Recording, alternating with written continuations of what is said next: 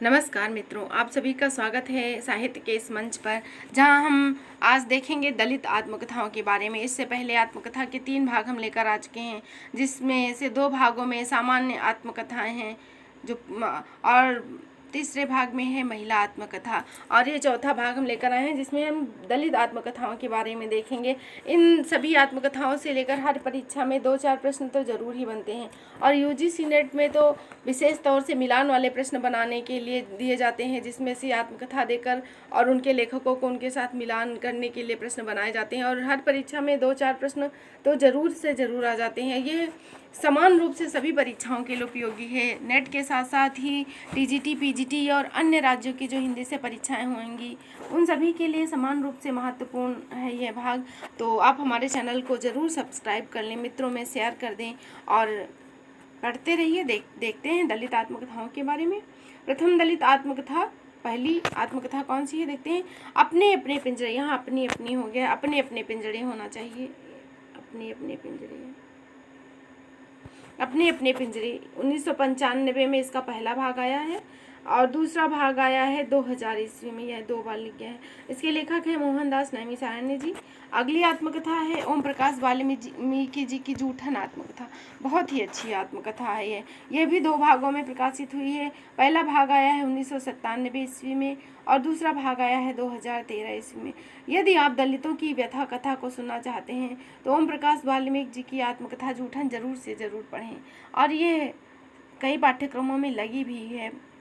तो बहुत ही मार्मिक आत्मकथा है। इसमें से किस प्रकार से दलित जूठन के लिए दरवाजे पर घंटों लाइन लगाए बैठे रहते, किसी का काम हो, शादी ब्याह हो, तो किसी प्रकार से कुत्ते बिल्लियों की तरह जूठन के लिए बेचारे लाइन में लगे रहते, किस प्रकार से औरतें दरवाजे के बाहर बैठे भिखारियों की तरह बैठी रहती, और भिखारियों से भी बदतर ज़िंदगी आप समझ लीजिए, और वही जूठन सुखा सुखा कर रख लेती है, और बाद में बरसात के दिनों में खाने के लिए। बहुत ही मार्मिक और दयनीय स्थिति है। और स्वयं बालक वाल्मीकि को जब स्कूल में दाखिला कराया जाता है तो किस प्रकार मास्टरों द्वारा उसके साथ गलत व्यवहार किया जाता है, और किस प्रकार से उसके पिताजी उसका विरोध करते हैं स्कूल में झाड़ू लगवाने का, और जहाँ जहाँ भी वह गुहार लेके जाते हैं तो सभी लोग उससे कहते हैं कि क्या करोगे अपने बच्चे को पढ़ा लिखा कर, झाड़ू ही तो लगवाया है, कौन सा अपराध कर दिया। और भी बहुत सारी चीज़ें इस आत्मकथा में जो कि आपके अंतर मन को झकझोर कर रख देंगी। तो चलते हैं, देखते हैं अगली आत्मकथा। और अगली आत्मकथा है कौशल्या बैसंती जी की। यहाँ बैसंती हो गया, बैसंती होना चाहिए, बैसंती। आइए देखते हैं, यहाँ बैसंती होना चाहिए। दोहरा अभिशाप, यह आत्मकथा भी बहुत अच्छी है। एक तो स्त्री होना ही अभिशाप है, ऊपर से दलित स्त्री जो कि शिक्षिका होने के बाद भी समाज में उपेक्षा का व्यवहार झेलती हैं, और किस प्रकार से दलित होने की वजह से इनको रूम नहीं मिलता है, किराए पर कमरा नहीं मिलता है, और जब इनके घर में किसी का देहांत होता है तो आसपास के लोग देखने तक नहीं आते, आसपास के लोग इनसे कोई मतलब नहीं रखते। अगली आत्मकथा है D.R. जाटव जी की, मेरा सफ़र मेरी मंजिल। यह 2000 ईस्वी में प्रकाशित हुई। और अगली आत्मकथा है माता प्रसाद जी की, झोपड़ी से राजभवन। यह 2002 ईस्वी में है, और ये प्रश्न अभी जो 2021 में टीजीटी का पेपर हुआ था उसमें यह पूछी गई थी कि झोपड़ी से राजभवन आत्मकथा के लेखक कौन है। तो यह पूछा हुआ प्रश्न, इसमें अधिकतर प्रश्न पूछे हुए हैं, और आगे जो नेट की परीक्षा होती है इसमें मिलान वाले प्रश्न बनते ही हैं। और अगली आत्मकथा है सूरजपाल सिंह चौहान। इनकी आत्मकथा 2 भागों में है। पहला भाग है 2002 ईस्वी में आया तिरस्कृत के नाम से, और अगला जो 2006 में आया संतप्त के नाम से। संतप्त और तिरस्कृत सूरजपाल सिंह चौहान जी की आत्मकथा के 2 भाग हैं। अगली आत्मकथा है रमाशंकर आर्य घुटन, 2005 ईस्वी में आई। अगली आत्मकथा है रूपनारायण सोनकर जी की लिखी हुई नागफनी, जो कि 2007 ईस्वी में प्रकाशित हुई, और यह इसका दूसरा भाग भी 2007 ईस्वी में प्रकाशित हुआ, मेरे जीवन की बाइबल के नाम से।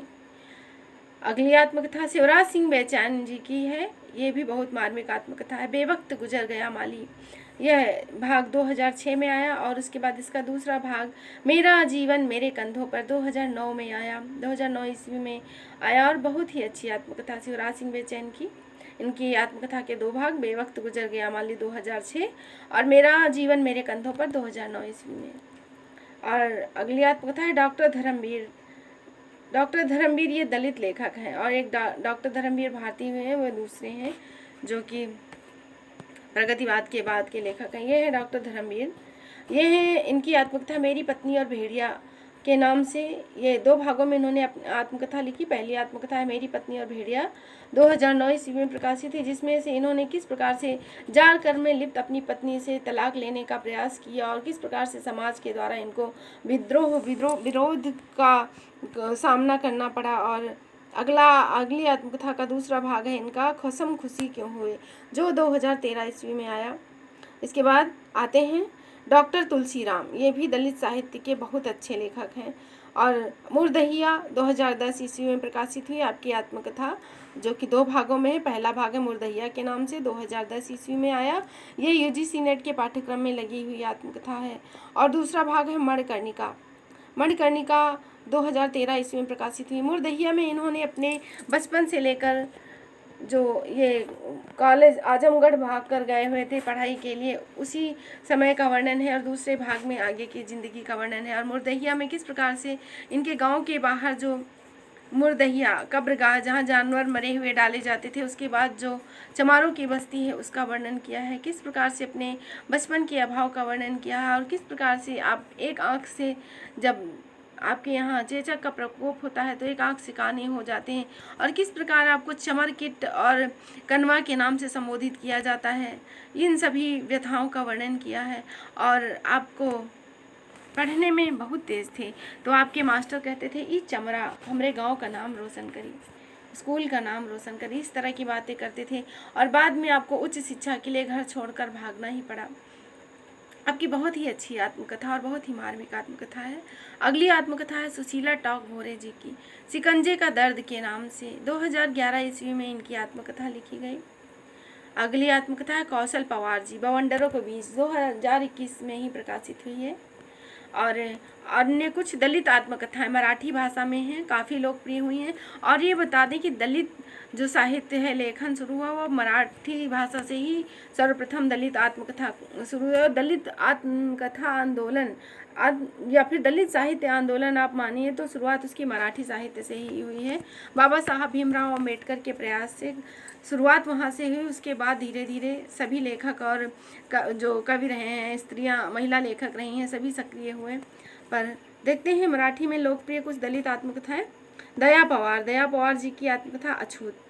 अगली शरण कुमार लिम्बाले जी की अक्कर माशी आत्मकथा, ये भी आत्मकथा दलित आत्मकथाओं में काफ़ी लोकप्रिय रही है। अगली आत्मकथा किशोर शांताबाई काले की छोरा कोल्हाटी, ये 1997 होना चाहिए यहाँ पे, 1997 ईस्वी में छोरा कोल्हाटी नाम की आत्मकथा प्रकाशित हुई थी।